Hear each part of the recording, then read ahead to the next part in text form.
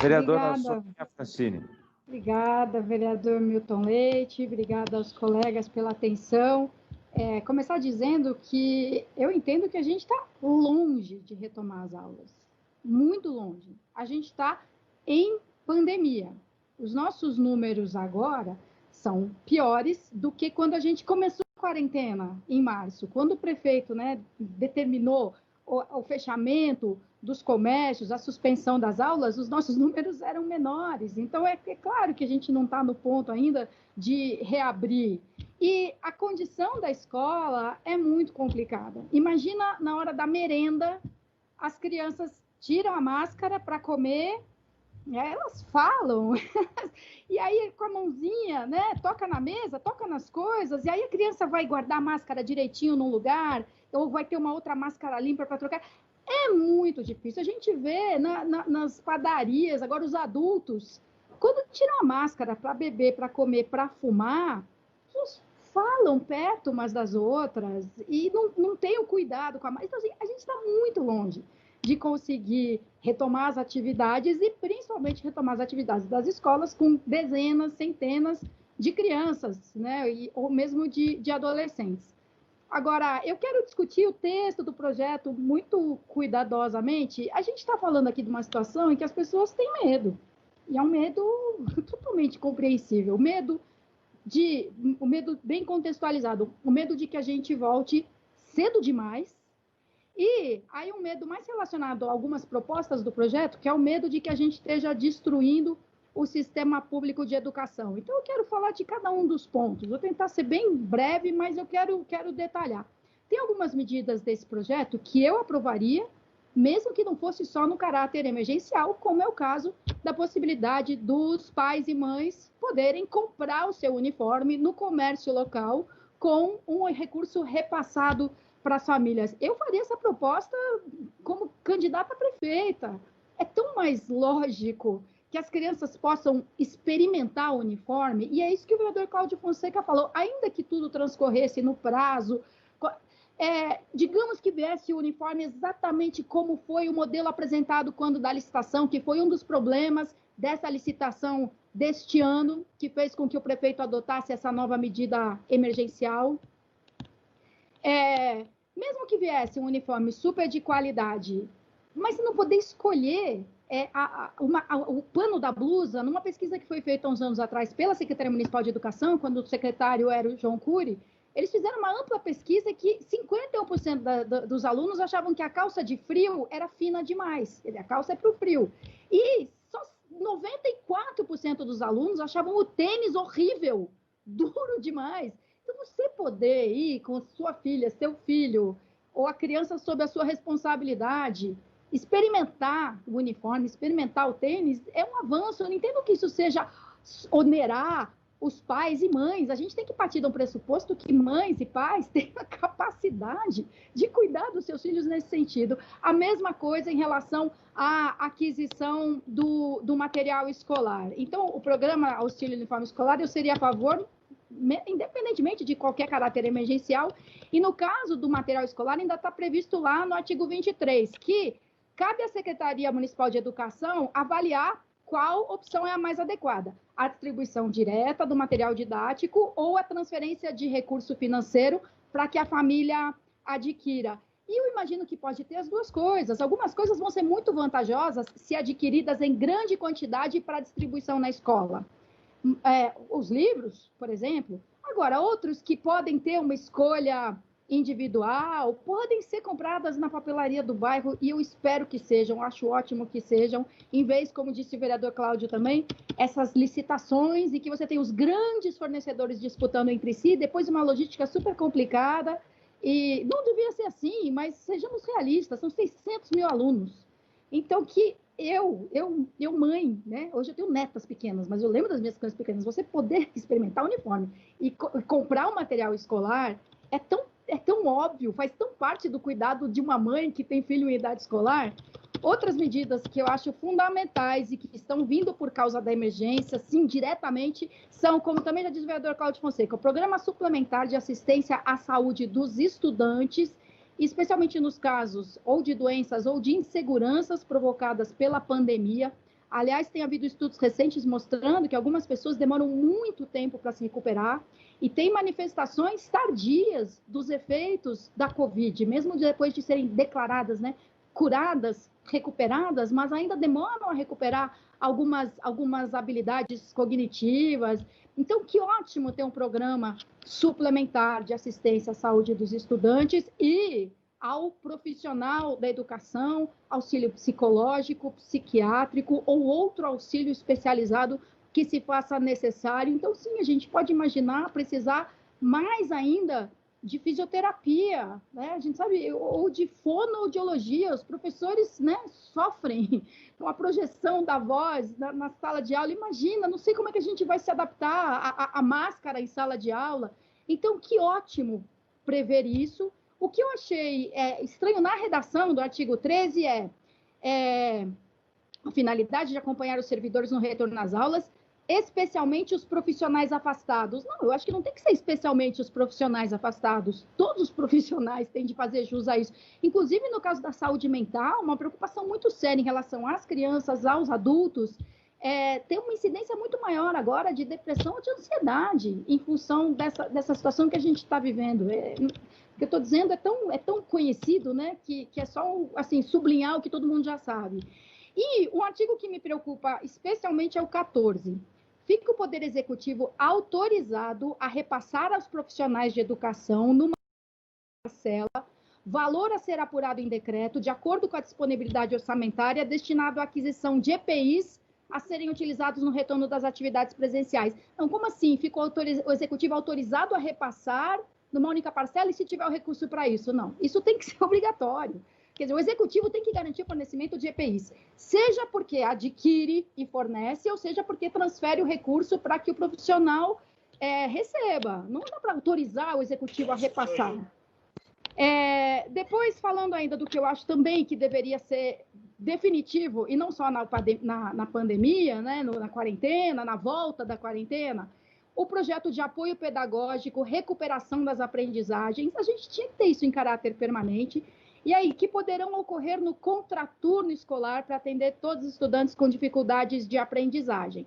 Super importante a gente ter isso em caráter permanente mesmo. E o artigo 5º, que prevê a avaliação do estudante sem prejuízo da sua promoção. O vereador Celso Gianazzi, por exemplo, já manifestou sua contrariedade com essa ideia da avaliação do estudante, mas não tem como a gente não fazer uma avaliação do estudante. O que isso não significa, como está bem escrito aqui no artigo 5º, que conforme o resultado você vai reprovar o estudante. Não, mas a gente precisa saber quais estudantes se adaptaram bem a essa rotina do ensino à distância, que puderam contar com o apoio de mães e pais, o acompanhamento mais próximo dos próprios professores, ou os que têm um celular ruim, com um sinal horrível, ou que tem uma conexão boa de internet, mas não se adaptaram a esse modelo. Então, é inevitável, é desejável, é importante que se faça essa avaliação para saber como os alunos, quais que precisam de uma atenção mais intensa e quais que já estão mais familiarizados com os conteúdos, as competências. E esses dois artigos, né, avaliação, o apoio pedagógico, e os outros também do programa de saúde, de apoio aos estudantes e aos profissionais, isso demora. Isso responde um pouco assim, mas agora vocês vão tratar disso? Imagina, como é que a gente vai montar esse programa de saúde para os professores e para os estudantes? Ele precisa ser criado. Vão ser os profissionais da rede de saúde, vai ser ligado com a UBS referência, mas a UBS tem profissionais, a nossa disponibilidade de profissionais em saúde mental, ela já é pequena hoje em dia. A gente não tem uma rede de cobertura. Então, como é que vai fazer isso? CAPS, a UBS, vão ser contratados outros profissionais para tratar exclusivamente desse programa? Onde esses profissionais estarão para fazer esse atendimento? É na unidade de saúde? A escola vai oferecer um espaço? Serão rodas de conversa, trocas de experiência? Isso precisa ser planejado. E se a volta às aulas fosse em setembro, se fosse, não vai ser. Não temos condição. Estamos longe de cumprir aqueles requisitos que contam uma série de semanas sucessivas, e a gente está entrando na primeira das 4 semanas anteriores a setembro e não estamos preenchendo aqueles critérios. Mas se fosse para votar em setembro, a gente estaria muito atrasado, votando agora esse projeto, instituindo o programa de apoio à saúde, o apoio pedagógico no contraturno. Imagina, no contraturno, como é que fica o espaço físico das escolas? Onde vai ser? e quais profissionais estarão disponíveis para essas atividades do contraturno. Então, para que tudo isso seja construído, a gente precisa começar com bastante antecedência. Se for para fevereiro, a gente está começando com a antecedência necessária. Se for para outubro, a gente não tem tempo, em 8 semanas, de construir tudo isso que é fundamental para a volta às aulas. Mas, de todo modo, a lei de fato, o projeto de lei, ele não fala nada sobre o quando, a data, a previsão da volta às aulas. Diz assim, olha, quando voltarem às aulas, vamos ter isso e aquilo. Mas, para dar mais segurança, já que as pessoas estão com medo, não custa escrever. Eu vi algumas emendas que dizem que, olha, a volta só vai ser depois do 31 de janeiro de 2021. E é uma possibilidade, eu apoiei essas emendas. Ou então, mais categórico, não fala em data nenhuma, mas diz, fica proibida a volta às aulas presenciais enquanto não houver parecer favorável conclusivo pelas autoridades de saúde do município e do estado e de acordo com as orientações da Organização Mundial de Saúde, que fica aí estabelecendo parâmetros para o mundo inteiro. Então, acho que a gente deve ser taxativo, sim. Ou que as aulas não voltam antes de 31 de janeiro, estabelecendo esse como um marco, supondo, né, que em janeiro do ano que vem a gente já estará definitivamente numa situação sob controle, ou dizendo, fica proibida a volta enquanto não houver esse parecer taxativo, conclusivo, favorável à volta às aulas. Que isso a gente está exigindo uma assinatura, um carimbo de alguém, das autoridades de saúde do município e do estado, que afiancem que isso é possível. Voltando, né, já falei aqui do medo, quanto à precipitação, o receio, eu acho que a gente pode também ajustar uma parte da redação do artigo 4º que diz o seguinte: a Secretaria de Educação reorganizará pedagogicamente as atividades a fim de garantir a consolidação dos objetivos de aprendizagem e desenvolvimento propostos no currículo da cidade para que possam ser realizadas até o ano de 2021. Alguém pode ler isso aqui e pensar que até 2021 significa de agora até dezembro. De agora até dezembro, a gente tem que garantir que os objetivos da aprendizagem do período sejam consolidados. Fica mais claro se a gente disser realizadas até o ano de 2021, inclusive, ou que sejam realizadas até o final do ano de 2021. Só lembrar um outro trecho que pode dar margem total para essa insegurança e medo das pessoas. O artigo 26 diz: para o ano de 2020, poderão ser disponibilizados uniformes sem o brasão da prefeitura do município, se constatada dificuldade na produção. Quer dizer, isso aqui já sinaliza que em 2020 teremos a volta às aulas. Isso não é certo, isso não é garantido, isso pode não acontecer, é bem provável que não aconteça. Como disse também o vereador Cláudio Fonseca, a gente volta em outubro sob condições super tensas para ter 22 dias letivos e com alguns pais e mães não mandando as crianças para a escola. Quer dizer, cria-se uma situação de uma falta de consistência, né, na própria rede, que é muitíssimo complicada. Então, para que falar? Não, mas se não tiver um uniforme com brasão, pode comprar outro no ano de 2020. Esquece isso, não é motivo para tratar disso aqui. Agora, sobre essa parte da possibilidade de aquisição de vagas, eu também acho que precisa ter um ajuste na redação, porque aqui fala, né, fica autorizado a conceder um benefício mensal para as crianças de 4 e 5 anos, para que elas possam, né, ter vagas na rede particular. Ai, presidente, peço um pouquinho de tolerância. Nosso acordo foi informal. Posso passar um pouco dos 15 minutos do acordo informal? Eu falei 15 agora, acho que o vereador Milton Leite falou até menos, mas, enfim, eu prometo que eu caminho para a conclusão. Essa providência aqui, em caráter emergencial, na verdade, eu acho que é sempre uma emergência. Se você tem crianças matriculadas na rede pública e crianças sem vaga na rede pública, como é que a gente condena alguns pais a pagar?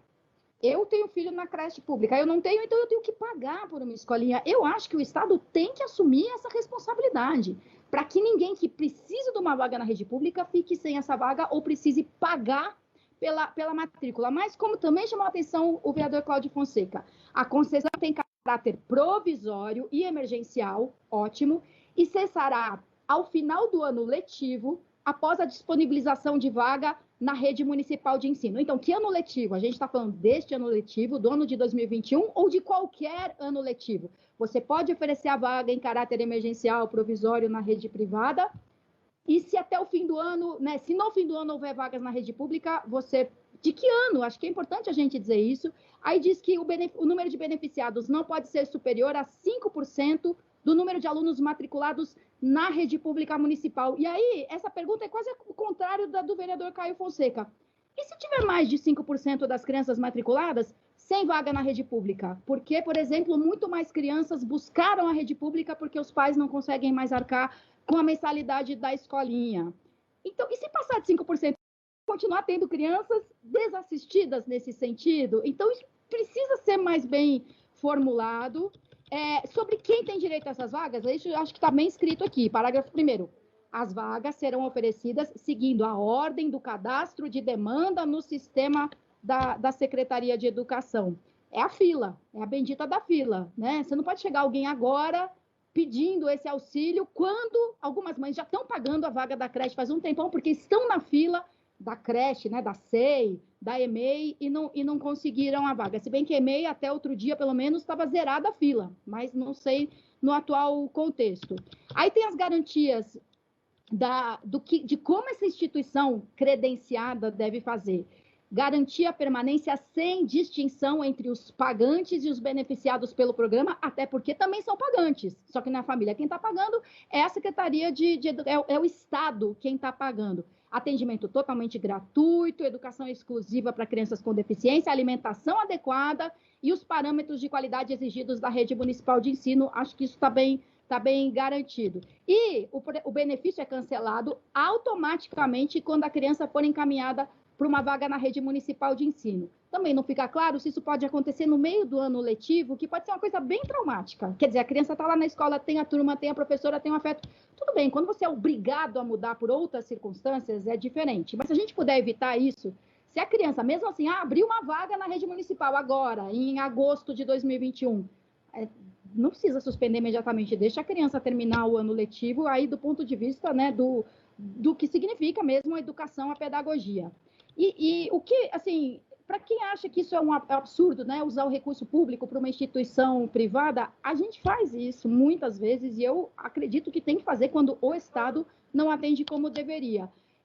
A gente, por exemplo, né, se o serviço for gratuito, de qualidade, supervisionado, fiscalizado, a gente aprovou aqui a possibilidade de contratação de vagas em hotéis para mulheres vítimas de violência, para idosos, para a população em situação de rua. Estou pagando por uma vaga no estabelecimento com fins lucrativos, porque eu preciso oferecer acolhimento para pessoas em situação de rua no contexto da pandemia. Então, sim, se for o caso, a gente vai usar o recurso público para oferecer um serviço público por via da contratação de um privado. E o ProUni, né, um dos maiores, tido como um grande programa de inclusão das pessoas de baixa renda no ensino superior, é exatamente isso, é a contratação de vagas com recurso público no ensino privado.